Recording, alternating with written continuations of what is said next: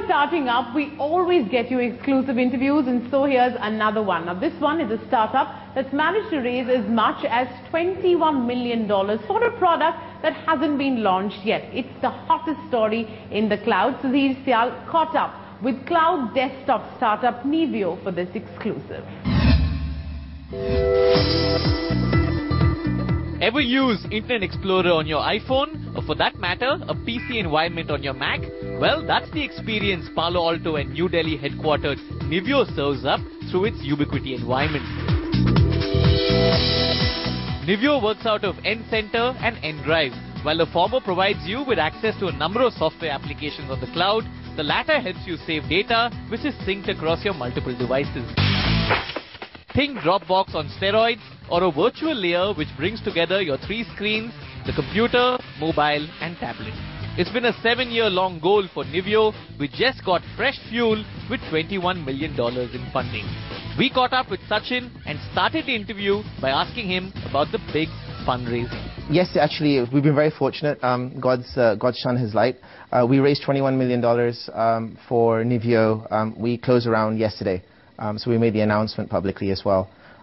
We've created the funding from a private equity company in the US called AEC Partners, and also with the Videocon Group. Okay, so what sort of synergies do you see with the private equity partners and the Videocon Group? Because it's an unusual combination. Specific to this, the Kansas City company has got a huge link into telecoms, content over networks, and has been waiting and wanting to do what the technology people call desktop as a service or cloud services for a long while, and it's been trying to find the right play. And with Videocon, you know, it's consumer electronics and technology are one and the same. Consumer electronics and computing are becoming a converged platform. And so whether it's the hardware or delivery or network, I think it makes a lot of strategic sense for us and for them, given the vast portfolio of services and products that they have. Great, and Videocon also because your co-founder is from the Videocon family. So take us through some of the synergies with Videocon. What will we see in a combined play between Nivio and Videocon moving forward? The synergies are multifold. So if you look at the potential for delivering a PC experience to a screen or any screen, Videocon is in many screens. Then you look at the ability to acquire services. You know, a lot of a phobia around the cloud is it's virtual. You can't touch and feel. But when you have a pan-India network of retail and partners, that's a huge thing for us to be able to tap into. And then the third thing is, you know, Videocon is not only an Indian company. It's a global Indian conglomerate now. And so through that, we have access to other electronic partners. Sure. Sachin, so take us through the product. So it's essentially user experience synchronization across multiple products using the cloud or desktop as a service. There are multiple ways to define it. To a user, explain what Nivio really does. We're trying to bring this magic back to computing. And the way we're doing it is we're taking the three elements of the compute experience. So you've got your desktop, which is the operating system. You've got apps, and you've got your data. And we move them all to the cloud. But unlike most services, we're not just moving them to a single location in the US. We're delivering this regionally. So when you're an Indian user, it's delivered in India from India, so it's a lot quicker. And what we're doing is we're taking that desktop experience and we're delivering it across any connected screen. So, for example, you could be on an iPhone and you can get the Windows desktop on there. You could take your iPhone and plug it into a 20-inch display, use a Bluetooth keyboard, and now your iPhone is your laptop. So one big part of this is sort of preventing users from rebuying software every time and moving into this hiring or renting software module, right? So why don't you take us through how that was structured and how that really plays out? So there's a couple, right? So if you look at the average software model, people have to buy software usually, if you're an early adopter, every 14 to 16 months, you will upgrade to the next version. If you're a middle bloomer, it's usually between 24 and 34 months you do the upgrade. Now that means, but the average break-even is about 50 months in terms of how we do the pricing. So you're having to do this upgrade every single time to get the latest version, and then there's patches in the middle that come through. In our world, you simply say rent, everything's free for 30 days. So we actually also give a lot of free software that you know, for OpenOffice, Skype, Yammer, Evernote, Twitter, as examples. And you're able to add them on click, and they're available in 5 seconds. So not only is there a benefit that you can try before you buy, the second benefit's instant. So when you buy, say, Microsoft Office today, you have to go buy a disk, take the time from decision to access, right? So you have to go buy a disk. It's going to take you 3 hours or 2 hours. You're then going to install it. It's going to take you another hour and a half.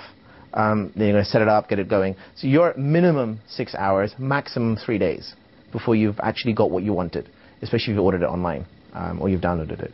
In the Nivio world, from I want to use is 5 seconds. Sachin, take us through the business model, because you're sort of redefining how hopefully people might use computing. Multiple business models out there. Which business model are you guys most bullish on? So, we believe in a cross between obviously a revenue model that makes us money, especially since the focus, a part of our company is owned by our foundation for educating kids.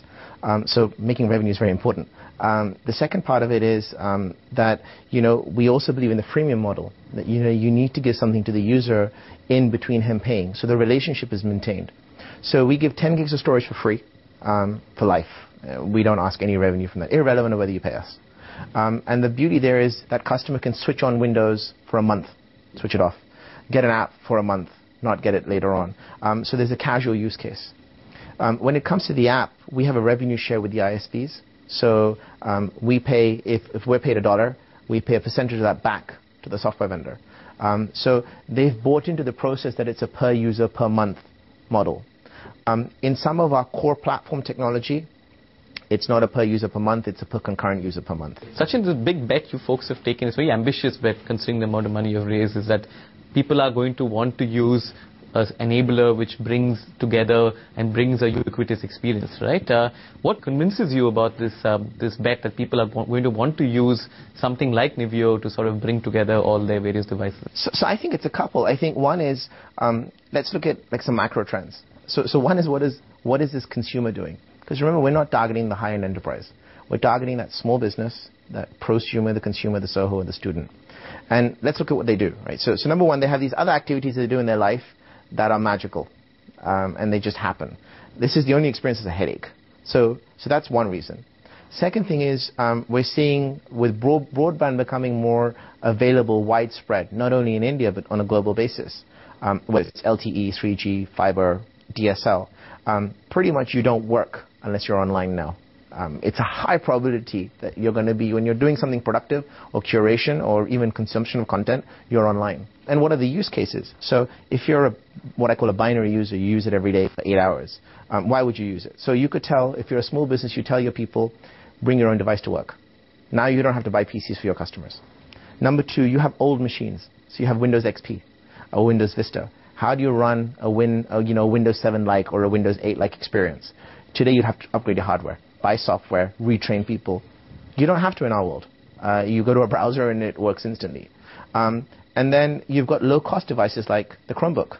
And now you have the ability to run a Windows experience and powerful apps on a much more affordable device. Then you've got a second set of people, what I call the tablet generation.